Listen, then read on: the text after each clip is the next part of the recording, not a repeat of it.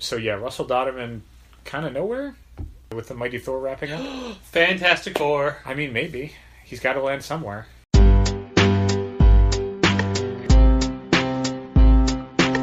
Come on and visit for any occasion. Don't keep patting down waiting. Comics and conversation. Keep the conversation moving along.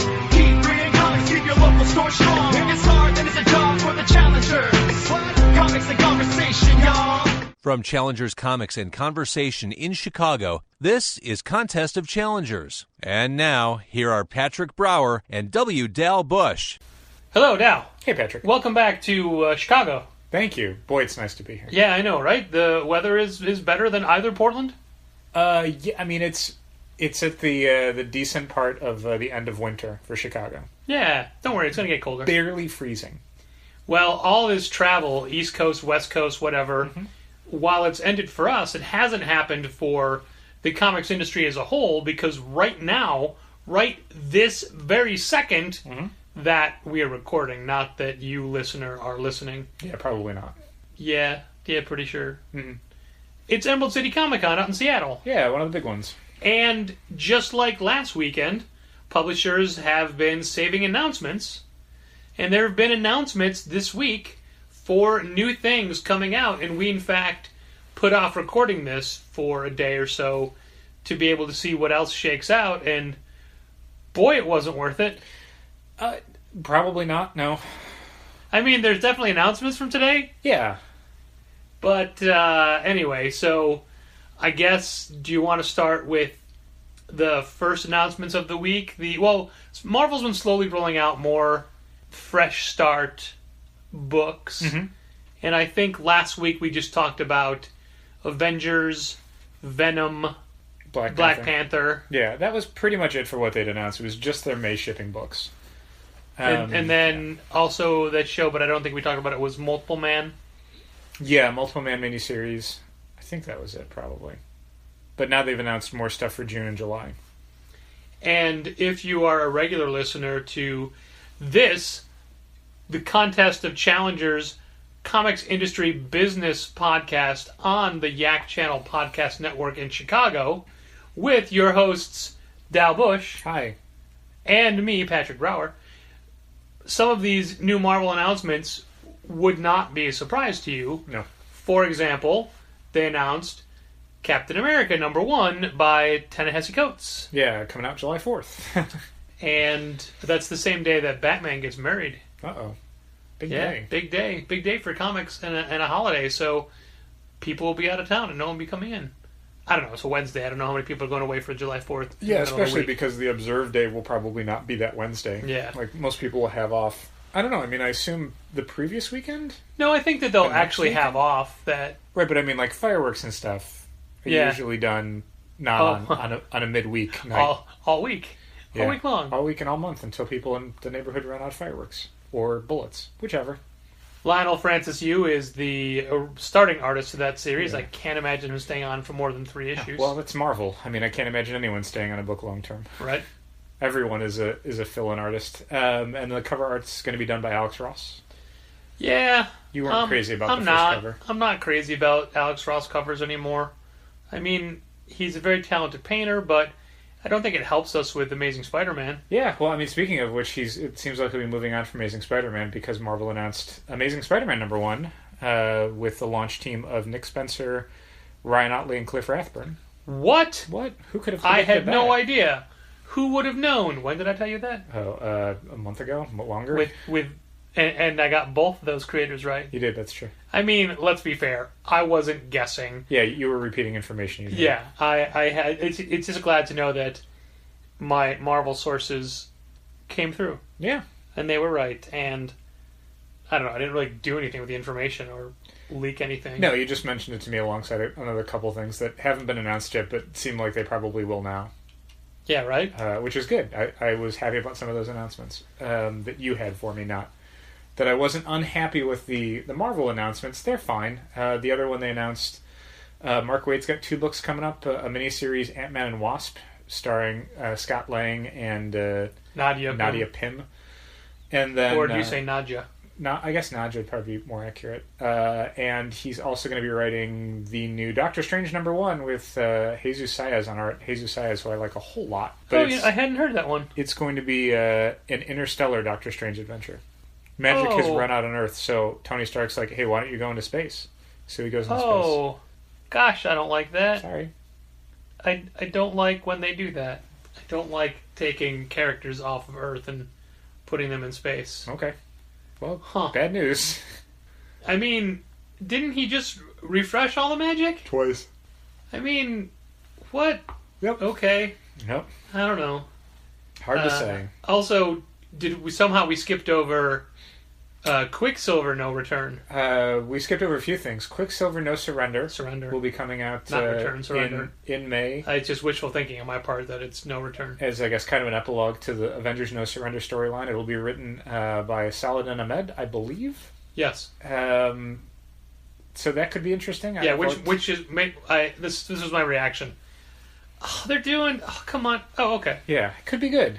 He definitely made Black Bolt more of an interesting character than I had ever seen that character before. And I'm very excited for Exiles. Yeah, same here. The other thing that got announced that I think we both forgot about because we were both had zero interest in, The Immortal Hulk #1 by Al Ewing and Joe Bennett. Oh, yeah. That snuck out. Now, we're both fans of Al Ewing. Correct. That guy is a workhorse who... He is. He's the one that pays attention to everybody else's books and knows how everything fits together in the Marvel Universe and plays with that and pulls on those strings. And Joe Bennett, I guess this is his reward for being the fill-in to every major event book for the past couple years. I guess.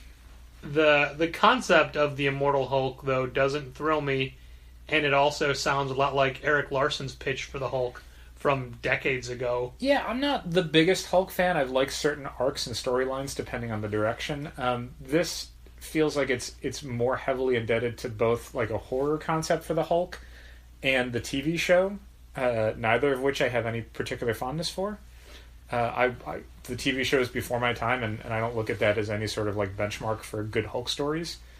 And doing like a creepier the Hulk as legit monster is like, I don't care about that. That's not interesting to me. I'll give this book a shot. I'll give all these books a shot, but it's not what I'm necessarily looking forward to. It seems that every time they bring the Hulk back now, that he's got to have a new gimmick or a new hook. Like he's got to have a flying robot sidekick. It's real difficult to do straight ahead Hulk stories. Like, you have to constantly change that character around in a way that I don't think you have to for other Marvel characters. Even Peter David, who had an extremely long run on the character, had like 3 or 4 different iterations of that character he played around with. Because you do 30 or 40 issues and it's like, all right, we've wrung everything we can out of this. Hulk is just a tough character. Where is my Joe Fixit Epic Collection? Soon enough. I love that. That was such a great run. Where's Jeff Purves Where now? is Jeff Purves now? Or Purvis? Who knows? You'll have to ask him when you see him. Right? Maybe he's at C2E2. Maybe. He won't be. We're waiting for the Donny Cates Fantastic Four announcement. Sure.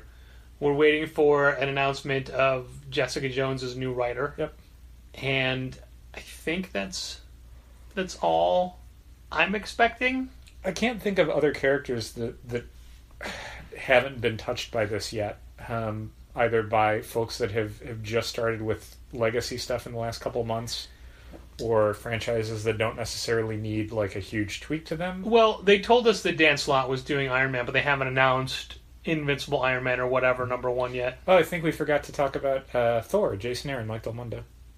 Oh yeah, you were not excited about Mike Del Mundo, but I was. Yeah, I like Mike Del Mundo, but I don't like him on Weird World. Great. But I don't like Avengers. him on mainstream books. I think Avengers really suffered because of it. And I'm not saying I'm not a fan of his. I'm saying I don't think that he's going to do that book any favors. I think he's a decent fit for a book like Thor because that book can lean pretty heavily into monsters, mythology, stuff like that. You know? I mean, they're fighting the Mangog right now. So where does Russell Dauterman land? Clearly someplace. That he's one of the young guns. So like a lot of the young gun people, he's not necessarily on a huge book. Marco Cicchetto's got Old Man Logan Old Man Hawkeye for the next 9 months, I guess. Yeah. Assuming he stays on that book and they don't move him to something else. Javier Garron is going to be doing the Ant-Man and Wasp book. So yeah, Russell Dodderman kind of nowhere with the Mighty Thor wrapping up. Fantastic Four. I mean, maybe. He's got to land somewhere. Just what other major Marvel properties that haven't already been announced? Yeah. I mean, again, there's really nothing. Yeah. Unless you're going in for the wholesale revamp of the X-Men franchise, which maybe. That's been a rumor for a while. That's where you got to start, remember? Cyclops. Yeah, for 2 issues before they realized he was wasted on that book. And He they did should an put him arc. on a much bigger He did comic an book. arc. Yeah, I don't know. I mean, there's other stuff that's going to come out. There's going to be a new Wolverine book, probably in about 5 months. So Yeah. that could be something that one of the Young Guns artists lands on that doesn't already have a big book. There could be second and third books for a bunch of the characters that have already been announced as having a fresh start book. Yeah, a lot of options. I want to step back and talk about Amazing Spider-Man for a second because I'm genuinely excited for it. I am a big fan of Nick Spencer's work. Not everything he's done, like I never got into Morning Glories, Yeah. but I really enjoyed both his Captain America books. Yep. I liked Secret Empire. Mm-hmm. I love The Fix. Spirit Foes of Spider-Man is Yeah, Spirit Foes. super great. So he can be funny. Did you see Boomerang's on the cover of like both of the Amazing #1 and Free Comic Book Day Spider-Mans? I saw that he was in something, yeah. Yeah, Boomerang's going to show up. Nice. Nice. See? He can do the humor. He talked about a lot of what drew him to... I read an interview where he talked about what drew him to Spider-Man. Sure. And as if it is meant to be, Mm-hmm. knowing that that announcement was coming out the next day, he went to, I don't know, a Clippers game? Science experiment got bit by a spider. Some basketball game. Uh-huh. As a treat for himself, like, all right, the announcement's going to be tomorrow, I'm going to take myself to the game. Who did he run into at that basketball game? Tobey Maguire. Oh man, you're so close. And it's not Andrew Garfield. The new kid? Tom Holland. Yeah, he was Yeah. there. Did he introduce himself? Yeah, he took a photo with him. Okay. Did he say, hey, I'm writing a comic book? I assume. Starting tomorrow? He ran into Spider-Man. How great is that? I don't want to say who because you're avoiding spoilers. Not even spoilers. Every single conceivable detail. But a lot of the Avengers Infinity War toy announcements have been coming out the last couple of days. Some have been released. I saw the whole first wave at Toys R Us, which feels like probably a month early. You know what is so ridiculous about that? What's that? Diamond isn't opening orders Until for Saturday. those toys until midnight. Midnight Saturday. Yeah. Like a lot of the foreign manufacturers have been posting their stuff, and Hot Toys is going to be doing the main characters from the movie, and one of the actors posed with their figure, like they were coming out of their trailer, and they like posed it in front of them. Oh, it's really great! Like you don't usually get to see, outside of someone's on a chat show and they go, "Hey, I've got your plastic doll here," and someone's like, "Oh, plastic doll, ha ha ha." But this is someone who's like, "Look at this thing," and it does not look very much like them. Well, when one of us is at work and one of us is not at work, we communicate via GChat. Yes. Or whatever it's called now. Yeah, Google Chat. I don't Google know. Chat, Google Messenger, whatever. And AIM. I think it's called AIM. we go to Angel Fire and get on Netscape and talk about our... Did Friendster have messaging? It must have, right? I don't remember. Probably did. How else? Would Yeah, you, it had how, to. It how had else to would have you had. friend Yeah, people? it definitely had to have. So anyway, sometimes it pops up right away. Although I usually have my email signed in. I'm usually signed on at home, and then I'm signed into the store. So if you send me a message, it'll pop up at home first. Especially if you sent me a message and then I open my mail, it doesn't Sync? pop up. I have to click. Oh, okay. So anyway, Dal sent me a warning message today. Hey, don't look at Diamond's new to order. It has a whole bunch of It's all of the Infinity War pops. Infinity War Funko stuff that you specifically avoided the mail of. Yeah, I was able to avoid a different distributor's list of that. I saw what it was and I just forwarded it down and said, you take care of that. Yep. However, I went to new to order before I got your message. Yeah. So I saw them. Did you? Yeah. Who did you see? I saw Corvus Glaive. I saw Ebony Maw. I saw another one. I saw the Spider-Man outfit. Yeah. I saw a Cap with a black star. I saw Hulkbuster armor and Iron Man with a lot of Will Spartacio fins. Yeah, he's got like the jets on him now. Yeah. Sometimes, not all the time. I'm pretty sure that's all I saw. Okay. Did I say Iron Spider? You did. Okay. I saw him. Mm-hmm. Agent Carter? Was she one of them? No, that was Black Widow. Oh. That was the actor who Scarlett Johansson was coming out of her trailer and like leaning out, and she was holding her doll in front of her. Now, was it a Marvel Legends or a Funko Pop? It was like a Hot Toys. Oh, it was. Oh yeah, you said that. Yeah. Sorry. So it was like a big old doll with like hair and stuff on it. Cool. Yeah. That's neat. It was. I think she was very happy to finally have like more Black Widow stuff, because that was a big problem for Marvel last time they did an Avengers movie. There's so many movie. Ghost in the Shell statues. At Toys R Us today had not only the Avengers Infinity War Wave 1 figures, but they had the new... And I didn't show you this because I assumed you wouldn't want it. The new 12-inch X-Force Deadpool. Yeah, that one, I mean, it's just a repaint. It is, just the gray repaint. And they also had the bike figures for Marvel Legends, the Ghost Rider and the Black Widow. Man. Like, they basically had everything that... The Avengers specifically, I think, is not supposed to come out until April, is what we were told.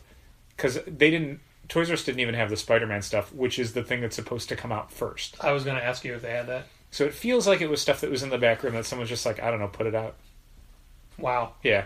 So yeah, from that wave, and thank you for the offer of getting them, but I'll wait till we have them. Yeah. I need King Cobra. I didn't think it was going to be a big Taskmaster. deal. We're getting a bunch of them, but I didn't know if you were just in the mood for like, yeah, that would be a nice thing to have. It would be, but why spend the money? Sure, I hear you. All right, more announcements. We got off track a little bit. Okay, whoops. But I still will avoid all the trailers and whatnot. Sure. You have less time to wait now than you did before. That's true. It's next month. Yeah. I mean, it's still technically 2 months, but it's next month. Yeah. Next calendar month. Yeah. We're going to back up a little bit because DC had a bunch of announcements that started on Thursday. Okay. Right? They have the Neil Gaiman announcements. Oh yeah, Sandman Universe. That was an announcement. It's so weird to me that they're doing all these books again. Uh-huh.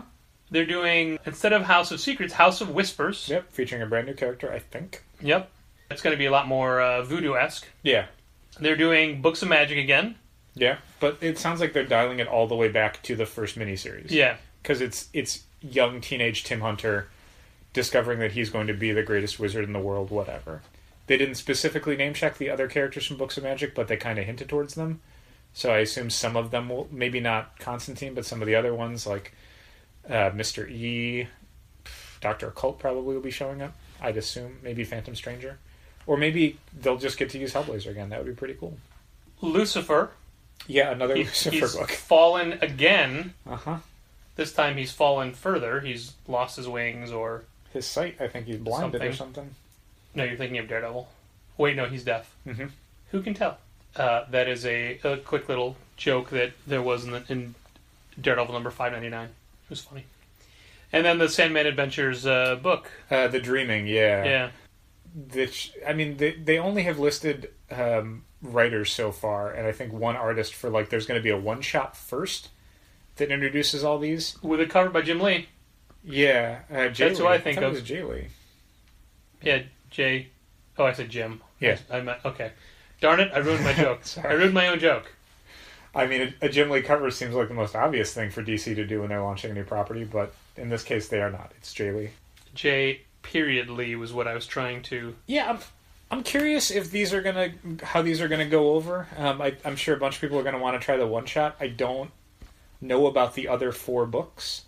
I think that they're clever takes on them all. Yeah. I just don't know that the market can support those now. No, there's a bunch of like side story stuff for Sandman that we don't even stock the graphic novels of. I don't know if they're even still in print anymore. If anyone doesn't know this, they did a Dreaming anthology series for a couple years. Yeah. No one ever asks about that. Nobody.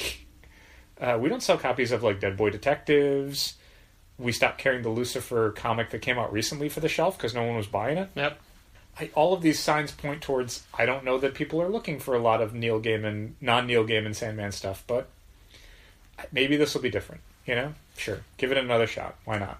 It's not like Vertigo's got a lot else on their plate. And Neil Gaiman isn't writing these. He's overseeing them. For whatever that means. I'm sure the same way he oversaw Dream in Dark Knight's Metal. Maybe. I don't know. I admit this is one that I have... It's not for me. I'm not the audience for it. I have... Were you ever a Sandman fan? Yeah, I enjoyed Sandman when it was coming out, and I've liked some of the Neil Gaiman stuff that's come afterwards, like Endless Nights and Overture.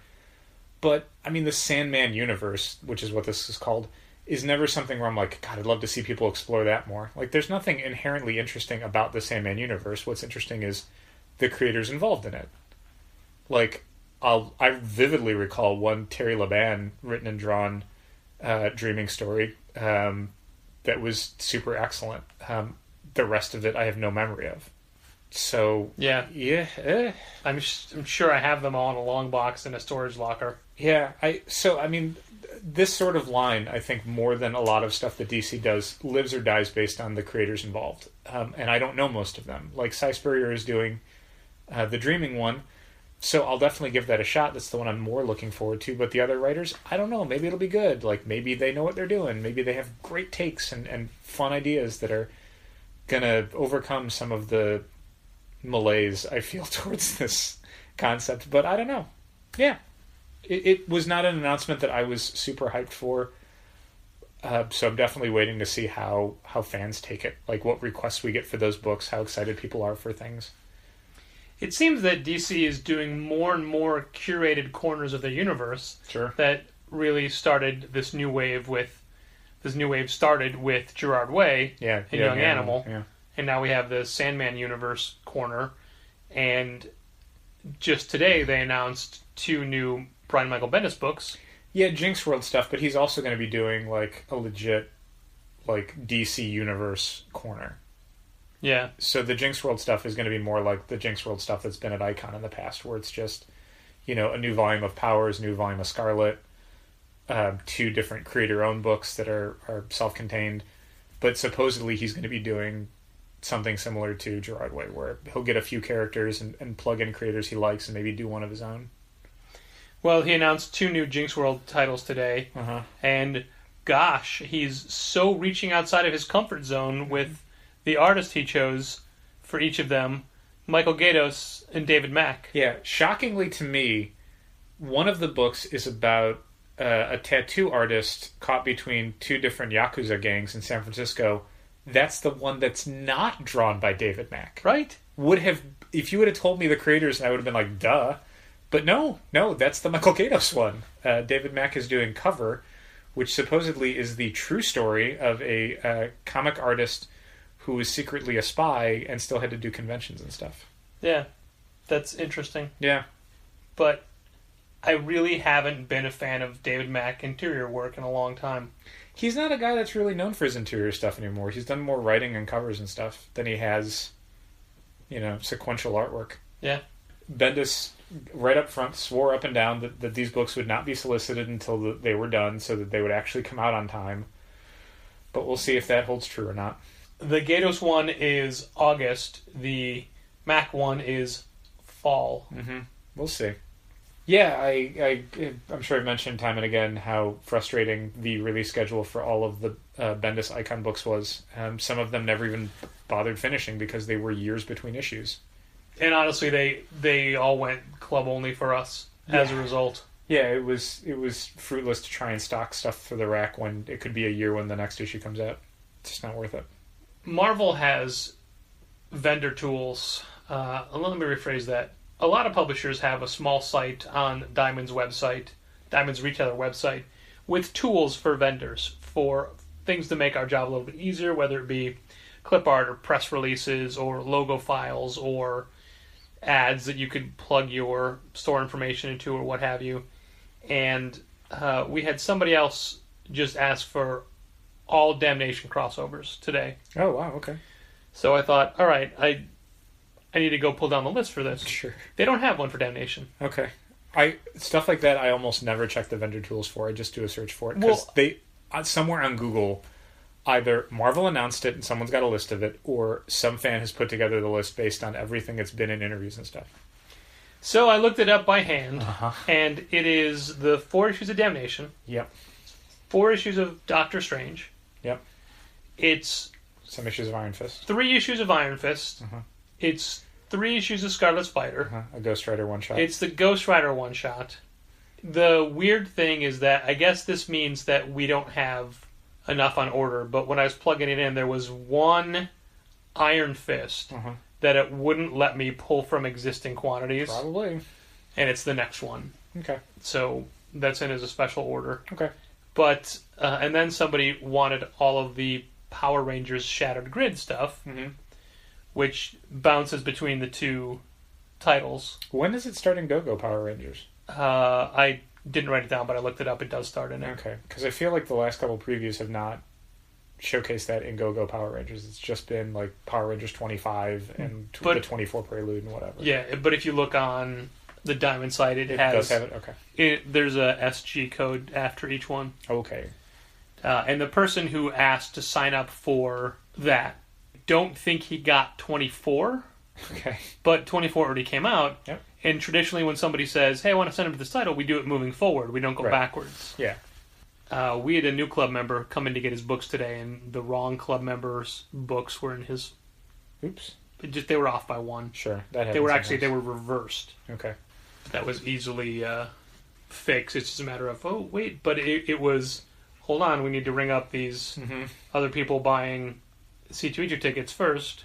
I really wish, in the future, C2E2 would, amongst other things, change the way the form is that people fill out. Everybody, when it says first name, then last name, everybody puts their full name on the top and then scribbles out their last name and adds it to the bottom. That's funny. And what's the one question everybody asks? What do I put down for ticket type? What I put down for ticket type? Every single person. Why don't you have the options and people can circle it? Yeah. That would be so much easier. It's a little thing you don't think that people would misunderstand. Here's what I would do with it if I was making that form for the ticket type. Checkbox, 3-day, space, checkbox, 1-day, colon, a line you can write down on. That might be too much extra figuring out. I just feel like you look at that and you're like, oh, I got a 3-day ticket. You check that. Oh, I got a 1-day ticket. It was a Friday. Or the sheer confusion when people buy multiple kinds of tickets. They don't know what to put down for type. Yeah, I usually just pick one at random. Just put 3-day. It doesn't matter. They're very simple questions, and almost nobody checks off the box at the bottom because they don't see that either. Nope. And then several people say, I did this last year. Look, man, they ask us to do it, we do it. Yeah. It's not that we're... I don't care that much, you know? Yeah. I always tell people, put down whatever you feel comfortable with, you know? You don't need to tell me that you don't want to put this or that. I don't care, then don't put it. It's fine. You're still going to get your tickets. It's not a big deal to me. It's just you don't realize how something that you think is straightforward is going to be interpreted. Sure, always. Always. It happens to us all the time. Like, we long ago realized that whenever we lay something out in the store, we then have to get on our hands and knees and say, all right, how's a child going to look at this? Because they're going to see it completely differently and try to destroy it. Well, one of the things that comes up whenever we talk about redesigning the store is, the question of, is this going to help us eliminate questions? Like, right now we get people asking about where something is. Like, if we move it to here, or if we display it in this way, is that going to solve that problem? Are people going to stop asking, or are they just going to find it? And the answer we eventually came up with was, nothing's going to stop that. Nope. Nothing's ever going to stop that. There's always going to be people who just don't want to look, who aren't going to investigate. They're just going to come up to you and go, where is this? If you put all of your new releases in a section with big things at the top that says new this week, you're going to get people going, where's the new issue? I'm looking at this stack of Saga. I don't see the new Saga. Like, oh, it's in the new this week section. Similarly, if you do everything where it's grouped together by different titles with a new this week sign on top of the issue that's new, so new Saga is right next to old Saga, you're going to get people going, where are all your new releases? You're going to have to go, well, it's all over the store based on where the signs are. And it's the same thing. It's just different people asking the same question. Yeah. Yep. There is no solution that's going to stop people asking where things are and not being able to find stuff. There is no perfect solution. We had somebody come in today who was buying C2E2 tickets, and they talked about how, they're buying the tickets from us because they really want to support us. They don't read a lot of comics. Well, they do, but they get them all from Amazon Prime. They get them on their Kindle. But they really want to support us, so they're buying C2E2 tickets. That's not supporting us. We don't make any money off of this. Doesn't help. No. After this person and his daughter had left, Gina had turned to me and said, was he really telling you all about the Amazon things he buys? Oh, yeah. And then when he saw that I was not thrilled with his topic, he's like, well, I could buy them. Like, if I was going to read them, I would do it that way. But I don't. I don't do that. Okay. But you're still saying you wouldn't do it from me. I don't really read comics that much. I want to support you guys. That's not the way to do it. If anything, this is just insulting. Yeah. Not the way to do it. You want your tickets. Yeah. That's what you want. Yeah, I mean, we don't offer the tickets to make money. We don't make any money doing the tickets. No. We offer the tickets because we know that a lot of people who shop at Challengers want to go to C2E2, and we want to make it convenient for them to be able to get the tickets. Like, that's why we do it. It is such a paperwork hassle for me. Sure. Keeping track of the money and what's sold. And, like 6 times today, I'm like, I got to email Eddie and tell him what we sold. Yeah, that's the thing. And I didn't get around to it. There's a lot of extra work in so much as, like, when the tickets come in, counting them, processing them, making a little, not display, but a little storage space for them so we can get at them easy. The process of selling the tickets, of getting people to fill out the lead sheets, then the reporting that we have to do to ReadPop to make sure they know what's selling, what's not. All that stuff is extra work, and again, we don't really make any money on it. I had a woman come in today who's I was in Sidekicks at the time, and I was by myself. Mm-hmm. So I'm like, come in, I'm like, hey, can I help you? She's like, yeah, I just need some stamps. And I go, I'm sorry, we don't sell stamps. And she's like, no, I need stamps. And she had 6 C2E2 passports. 6? I don't know if that's how it works. Yeah. Yeah, I stamped them all. Most of them had like 6 other stamps already out of the 9. But they weren't all the same. Yeah. Like, okay, I'll give you... Some of these already stamped, though. Is that okay? I mean, yeah, as long as it's not stamped by us, I don't care. Yeah. Can't get to it Challengers. Yeah, I'd like, oh, what a great story. I've never been here before. I have to bring my kids back here. Like, you don't have to say that. That's okay. We know that people with the stamp books don't buy anything. It's fine. We're used to it. Somebody else called. Yeah, when are you guys going to start selling C2E2 tickets? I don't know, a month ago? What? Like a month ago? You have them? Yeah, yeah, right now. Do you still have them? Yes, we have them all. I thought you guys would post them on it or something. We did? We did. A bunch? We posted it the day we got them, that they were on sale. Oh, I guess I missed it. Well, all right, I'll be right in. Okay. Don't hurry. That's okay. It's all right. We had somebody come in today and buy 7 Saturdays. Jeez. Yeah. There's a lot of folks going on Saturday.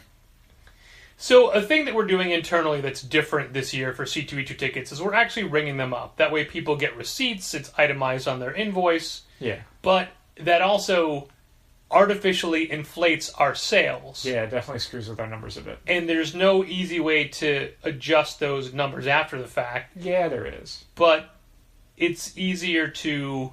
Here's all you do. Yeah. When we're done with the C2E2 tickets, we count up everything that we sold. We take that amount. We minus it from other pub. There you go. Yeah, but I mean... We didn't give a discount on those tickets, so whatever we sell is... No, but I mean, that's a way. It's not an easy way. Yeah. We still have to do all the math and the paperwork and whatever. Yeah, but I feel like we'll have that at the end anyway. Like, we'll have a final report to ReadPop of, like, here's what we have left, and here's what we sold, and then you just... It's only like 6 ticket types. Sure, but when we do that, that's going to tank our April sales. I mean, I wouldn't necessarily do a negative on it on any sort of record sheet so much as I would put in the spreadsheet a little note of like, hey, end of the year, minus this. Because we won't, month to month, we could figure it out. Right. But I wouldn't care that much. The point I was trying to make was that it's making these months better.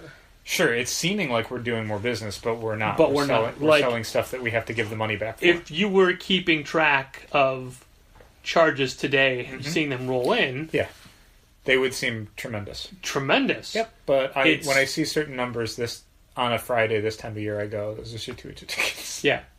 It was hundreds and hundreds and hundreds of dollars of C2E2 tickets today. Yeah, I could guess a number. Yeah. And it's only going to keep going up. But anyway, what I was segueing into is we're in March now, Yes, It's officially March. Yeah. And while January was down, whatever I said, 9.8% or 9 point Sure. whatever. How was February, Patrick? Well, before I give you a number, I would like to point out that we sold a bunch of C2E2 tickets in February. We did. That's true. So February of 2018 was up from February of 2017 by $100. $29. Yeah, that doesn't surprise me. I had done the numbers up through the 25th, so I had an idea when I was seeing stuff coming in on the 26th, 27th, the 28th. I'm like, well, this is right on the line. This is super close. Hey, man, it's up. Up is up, But it's not really up. Minus C2E2 tickets. minus thousands of dollars. Not thousands. I would say probably $2,000. I was going to say $1,500. My guess would be $2,000. As the person that does the tickets. Yeah. Okay. For February, I would have said $1,500 to $1,700. Okay. So, I mean, that's a small victory. Yeah, for sure. But holy shit, looking at previews for May, Big old month. A lot of weekly books. It's not a big month. It's a humongous month. Yep. Remember October of 2016 where we were worried about everything? Yep. That's this month. Yeah, it's some high-priced books and a lot of them. Like, some of it is a weird kind of good problem in that I'm seeing at least, since we've sent out emails about the new catalog going up, and we've been getting a lot of responses, more than typical. That's true. From subscribers. The stuff the new stuff that's coming in, people seem real psyched for. We've had a bunch of people add Black Panther with the new 2018 #1, which I did not think was necessarily going to happen. People are real excited for Avengers #1 and Justice League No Justice and Barrier. I honestly thought our Barrier numbers would be a lot higher by now. A lot of people who get Saga only get Saga, so they probably don't even open those emails. So they will get a special email directly for Saga fans saying, hey, Barrier, you're going to want this. This is the only time it's going to be in print if you want a print copy of it. That's the thing we have to remind everybody. Yeah. They are not collecting this book. No, this is it. There will not be a collection. trade paperback or a hardcover. It is just these 5 issues. Yeah, it's this $17 whatever you're going to spend in May. That's it. That's the whole thing. So we'll see. Actually, I think it's like $22. Well, club discount. Well, the first and final issues I think are $5, and then the middle 3 are $4 each. So 22 minus a discount, so about $20. But yeah, it's a lot of books. Since we've talked about this before, but this is not now that people know a little bit more about Barrier and that it's a thing. They are doing the Free Comic Book Day 0, like the first issue for Free Comic Book Day. Then they're also doing an expanded edition. Yeah, I think they're calling it the Collector's Edition, which is, I guess, maybe some backup material, but it's definitely going to be printed differently. I don't know how they're printing the first one, where this is different. They said that the for-sale print editions are going to be landscape editions, so kind of like Private Eye, where it's going to be tilted to the side, and the staples are going to be along the short side instead of the long side. Like Liberty Meadows, if anybody remembers that. So I'm not sure what the Free Comic Book Day version is going to be, where that's not that. Either it's going to be a regular comic printed normally or stapled along the long side where you have to turn it sideways to go through it that way, or it's going to be something where it's stapled along the long side, you hold it normally, but basically a double page spread is now 1 page at the top, 1 page at the bottom. Yeah. Like you could do it that way, where you do it in less pages, so it makes it more economical for them to have to do a Free Comic Day version of it. Like instead of having to do 36 or 40 something pages, you just have to do 18 or 20. So my question to you is, I was planning on pulling the Free Comic Book Day for anybody that signed up for Barrier before Free Comic Book Day. Yes. Do we also pull them #1? We're going to be pulling them #1 because that is how Comic Suite is pulling it for everyone. Okay. And I don't want to have to go through and delete issue 1 from everybody. But especially because there will be a qualitative difference between the 2 editions. But if someone wants to bail on, I mean, I don't know that I would give them both. At this point, I don't feel like I want to pull Barrier for people who are getting... I don't want to pull the Free Comic Book Day Barrier for anybody. Oh, okay. That'll just be a Free Comic Day comic, and then... Because the first issue's coming out in print, I think, the Wednesday before. Oh. Because it's 5 weekly issues in May, which means it would have to come out Yeah, May that's true. 2nd. Yeah. Or 3rd? 2nd. And did you see how easy DC's making it to do a DC Nation Zero store variant? Yeah. But there's no conceivable way we would do it in Nope. May, which is No. strangling us with Yeah. books and things. Yeah, I did the math just to... Because they're like, oh, normal discount. I'm like, oh, times by minimum order quantity. Oh, definitely not. No, that's very expensive. I mean, it's under $1,000. It is under $1,000. That Yeah. is true, but it is still over $500. And also, we don't need 5,000 copies of anything. No, definitely could not potentially give away 5,000 copies of that book unless we flung it from car windows driving around the city, which I don't think legally we can. Okay, but physically we can. Physically we can. We would just be liable for whatever legal penalty that would be, whatever law we're breaking by doing that. Littering at the very least. Can't we just say that we hand it to people and they chose to drop it?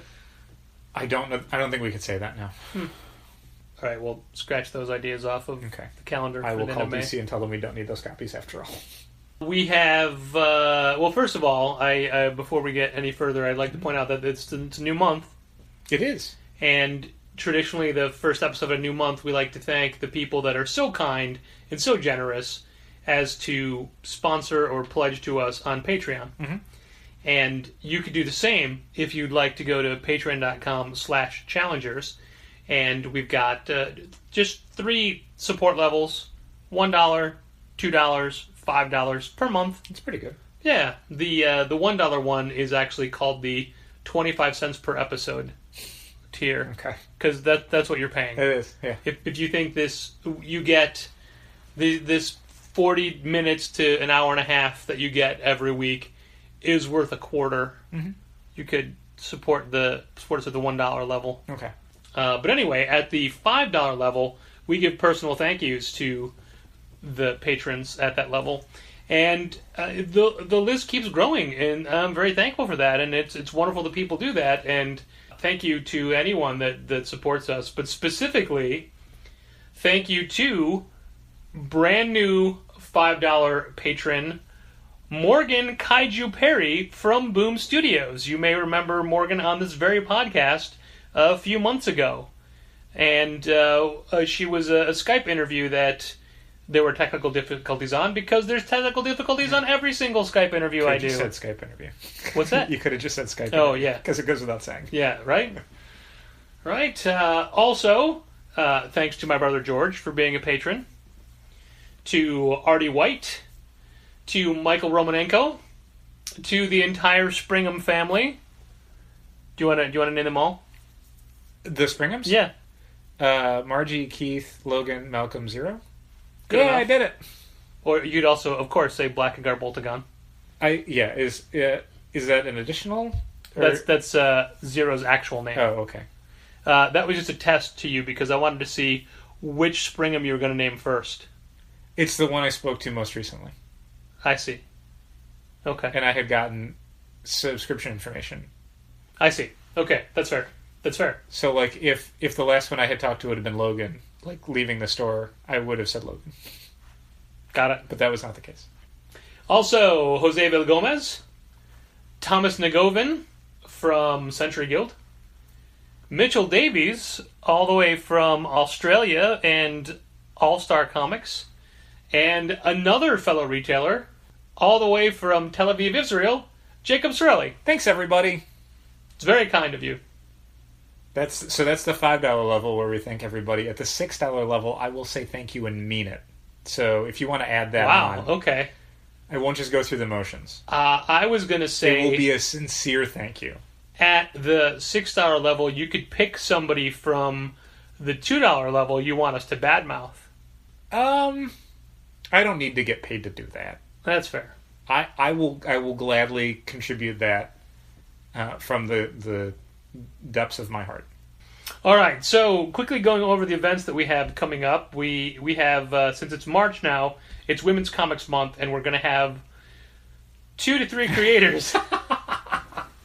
We will have a number of creators every weekend in March. Saturday and Sunday for maybe the whole day, maybe different times. I don't know. Could be 3 each day. Could be less. Could be a lot less. So last week we were talking about this, and you said 2 to 3, and I said no doubt it's 3. No, it was going to be 2, but we filled it. Mere moments, like 2 minutes before this recording started, someone from tomorrow has dropped out. Had to back out.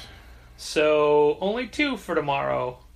After I did such a wonderful Photoshop job fixing the banner on our social media. Anyway, that is every Saturday and Sunday throughout March. There'll be people there. A lot of great people. 2 to 3 at a time. So it's definitely worth coming out regularly for them. Are you going to be doing anything special for St. Patrick's Day on Women's Comics Month? No. It's a Saturday. I know. Okay. I knew that. Just letting you know ahead of time. I wasn't planning on it. Okay. What would you recommend? I have no idea. Drinking green beer? Yeah, I mean locking the door so the drunks can't get in. Yeah, that's good. We do stare at them as they trudge to and from the train. They make their way to the blue line, already pretty drunk. But March is filled with other events. Not counting those Saturdays and Sundays. Mm-hmm. And in conjunction with Women's Comics Month, this month's Women's Comics Night will feature 5 or 6 of the monthly creators at this specific night talking about creating comics. And that is Monday, March 12th at 7 p.m. And I'm bouncing around because my list is out of order. We've also got the Nerdologues performing on March 18th. That's a Sunday night. It's 6 o'clock, and it's the theme is kayfabe, which is wrestling related, and they're going to have wrestling related stories to be told by wrestling related people. Yeah. Like Sarah Shockey and Marty DeRosa from Marty and Sarah Love Wrestling. Mm-hmm. And if I'm not mistaken, from his studio apartment, Colt Cabana. Yeah, if you like comedy, you like wrestling, definitely swing by for this. And then my eyes have to focus later in the month. We've got March 26th. That is a Monday. We are having our second book party this time for March. Book 1, the John Lewis autobiography that's won a billion awards. We're reading book 1 for the month of March, and then on March 26th, that Monday night from 7 to 8:30, we're going to be hanging out talking about it, and just generally talking. It's not confined specifically to the book. We had our first one, and while we spent some time talking about spinning, what people liked, didn't like, we talked about a lot of stuff. It was a really fun hangout. I like that people had different takeaways from the book and how those specific conversations segued into different stories from people's lives. Yeah. We'll have some snacks. We'll have some drinks. People can hang out. We're going to see how it goes. That book, March Book 1, is available for 20% off through March 25th, so if you haven't picked it up before, you can pick it up. Got a month to read it, and then swing by the book party, or just read the book. That's fine, too. After that... Thursday, March 29th. Yeah, we've got Michael Morici, who has a billion comic books, but he's got a new novel out. He's going to be putting on a writing tutorial, mostly focusing on how to... pitch your ideas. Whether it be a comic or a novel or a screenplay. Yeah, because he's gotten a bunch of things bought by a bunch of different companies, so he's a great person to talk to about. Get this, not only is Black Star Renegades out in stores now, mm-hmm. not only does he have a spy thriller coming out in a few months, mm-hmm. he just finished Black Star Renegades 2. Jeez. This week. Busy dude. Right? Busy dude. And it is a writing workshop. It is a paid event, and the cost of it is $31, but... you get a hardcover copy of Black Star Renegades for signing up, and this is limited to 20 people. So if you do think you want to do it, swing by the store, pay for the event. You'll get the book the night of the event, and you'll guarantee that you're going to get a shot at finding out how best to create and pitch your ideas for purchase from companies. The last event of the month is a thing that you and I really haven't talked about. No. And we've... other than, should we do it? Yeah, sure. Beyond that? Other than, we don't know what form it's going to take. No. But not only is Saturday, March 31st, the final day of Women's Comics Month, and we will have 3 creators, as of now, set up and showcasing their work and selling their work, but that day also happens to be Challenger's 10th anniversary. Yeah, it's true. 10 years. 10 years. 10 years, man. I'm most likely going to post that. I was going to post that video, on that day, but it's with 2 horrible people. Yeah, it's not necessarily something that you want to have associated with Challengers anymore. Once upon a time, though. I just had an idea. Great movie. Oh, man, I just had an idea. I don't know if you'll go for it, though. We can talk about it later. We plan on doing something for our 10th anniversary that night. Nothing fancy. It may involve pizza. Yeah, it's.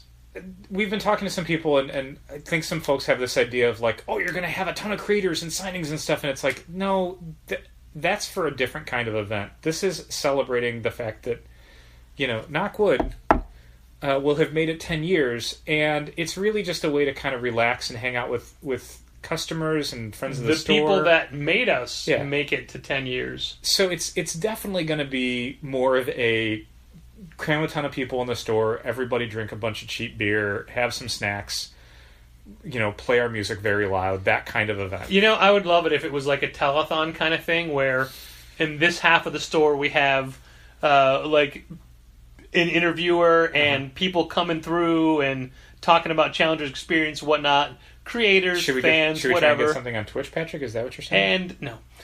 And the other half of the store is just people having a party, doing a thing. Okay. I don't know. That'll be Saturday, March 31st, which will be 10 years. And it's 10 years this year is 2018 is 10 years for a lot of stores. Yeah. Cloud City in New York, Jeff Watkins' store, will be 10 this year. Cool. First Aid will be 10. Nice. The physical Third Coast will be 10. They were an online store for a few years first. Yeah, that's true. And that's just the people we know. I'm sure there's more stores. Oh, definitely. Yeah. March 2nd, Friday, March 2nd, is the 6-year anniversary of me deciding to start watching Transformers Prime and riding a slippery slope into plastic robot hell. May I ask how you know that's that date? I checked. I thought it was early March, and I downloaded the first season of Transformers Prime so I could look at, when was this file created? March 2nd. Wow. 2012. I thought it was less than 6 years, to be honest. No, 6 years. 6 years. And I've come so far and fallen so deep. Falling deep is still far. It is. You can use that gauge of distance. Yeah. That counts. If you had to pick one Transformer figure, not character. Yeah. Because we all know your favorite character is Bumblebee. Well, everyone's favorite character is Bumblebee. That's why he's getting his own movie page. No. Who wrote the Starscream movie? Oh, John Barber. No. Thundercracker. Thundercracker in Starscream the movie. Thundercracker was what I wanted to say, but I couldn't think of him. He ended up writing, directing, and starring in it. Thundercracker is Starscream. Not counting Thundercracker. No. What's your favorite figure that you have? My favorite figure is going to be the Generations Springer, the Thrilling 30 Springer mold. I've bought it in literally every colorway that's available. I tracked down Japanese variations. I bought club copies. I bought, I love that mold so much. I bought every copy of it. I have a question, but I don't want to hate myself for asking. Go ahead. I'm still mentally deciding if I'm ready to. Okay. What is a club copy? The Transformers Collectors Club had done their own exclusive. They would do their own exclusive, like a Matty collector. Exactly. Yeah.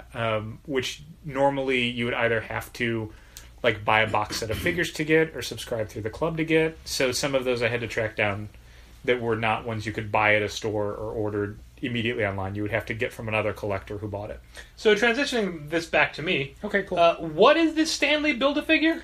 It's a rumor that one of the things that Hasbro had a lot of at Toy Fair is retailer exclusive figures across a lot of different lines. A lot of Marvel Legends stuff, a lot of Transformer stuff is going to be exclusive through different locations. most of the Marvel Studios 10-year anniversary line, individual figures or sets of figures are going to be available only through Kmart or through Walmart or through Toys R Us. They've got a lot of different 2-packs and stuff coming out. They announced 3 more Infinity War 2-packs of figures that I don't think are figures that are already in the lines that are coming out. I don't want to say who it is because it might give stuff away from the movie. Go ahead. There's a Scarlet Witch Vision 2-pack. Okay. There's a Bucky Falcon 2-pack. Okay. Are they kissing? They're not in the package, but you could make them kiss. Sure. I mean, either one of those 2-packs. No, I mean, any of them could be kissing if you want. Well, the one that was in the picture you sent me wasn't it? There's Killmonger Everett Ross. Yeah, there's a Killmonger Everett Ross one that has not officially, I don't think, been announced. But on the back, you can see that it's got Build-A-Figure pieces in it. So it could be one of two things. It could be you got to buy a few different packages to get Stan Lee, or one of the things they're doing with the Marvel Studios Red Skull figure is that he comes with pieces to turn him into just a regular Hydra guy. Like you can pop off the head and some things, and now he's just a Hydra soldier. They could do the same thing with the Everett Ross figure, where you just pop off the head and or the pants or whatever, and now he's Stan Lee.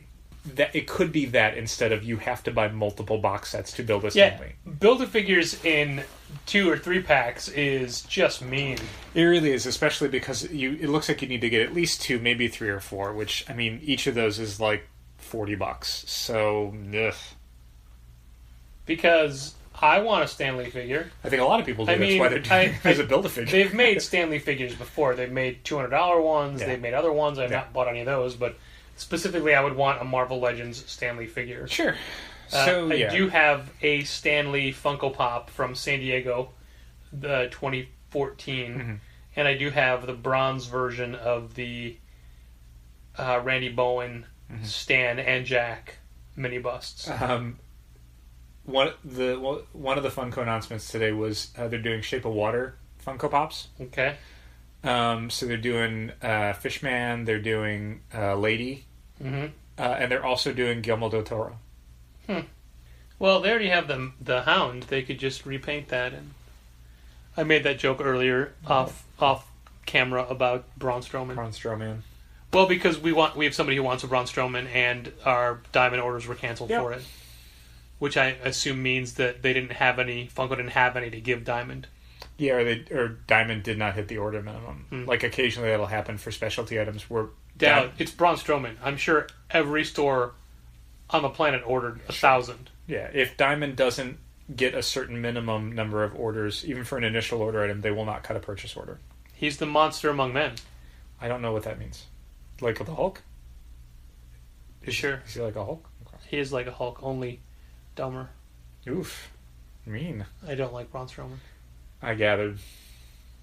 And they're pushing him to be the biggest thing. Well, you know how Vince McMahon feels about big wrestlers. He loves them. I do. So May is going to be filled with comics. And just to the brim. start putting like $10 a week aside just for May. Switch that college fund for your kid over to a May comic fund. Just for May. Yep. You're going to need it. Yepper. And I'm not looking forward to doing the orders in a few weeks. Certainly not. Do you think you're going to be more critical of some of the non-premier publishers for this month? Mostly because you know how much money is going to be allocated towards a weekly Justice League thing, all the Marvel stuff? Yes and no. To existing product that we always carry, no. Like that Justice League thing, right now I think we're at, for the bi-weekly Christopher Priest Justice League series, we're probably around 35 to 40 copies. Yeah. I feel like we're going to be at like 100 for this No Justice thing. Yeah, probably, but I mean, a lot of people who are going to just slide right from metal to this. They're just going to go right into it. Yeah. Completely skipping New Age of DC Heroes. Sure, they've already done that. Like all the New Age of DC Heroes artists are skipping the New Age of DC Heroes. Yeah, exactly. They're all bailing on their books. Jim Lee's doing one issue of Immortal Men. One issue, and he's done. Well, he's got Sandman covers to draw. It's going to make me not take any chances on anything newer in the back half of the catalog because there's just no money for it. It's going to be a rough month for Boom and and Dynamite and some of those other publishers, not specifically for us, but I mean, a lot of stores are going to have to make that calculation. You know, if you're going to be ordering 100 copies of Amazing Spider-Man 800, that's $450 for a lot of stores. Yeah. That's a lot of money. It's I'm interested to see it. We had a couple of good weeks recently, and I'm like, yeah, things are turning around. And then we had this week, and I thought, Thursday. Oh good. No, good night. Hey, today was only a little bit better. Okay, it just looks better on paper. Yeah, but I mean, even the on paper for Thursday was. Yeah. Where did you go, Pretty Thursday rough. shoppers? Where did you go? Well, hopefully they're all coming in for Women's Comics Month. Yeah, hopefully. And we'll find out. Hey, thanks for listening. And keep reading comics. This has been Contest of Challengers. Thanks for listening. Keep reading comics. Challengers is located at 1845 Northwestern Avenue in the Bucktown neighborhood of Chicago. 773-278-0155. Keep up to date with new releases and events at challengerscomics.com. Like Challengers Comics on Facebook, follow @Challengers on Twitter, and help fund this podcast at patreon.com/challengers.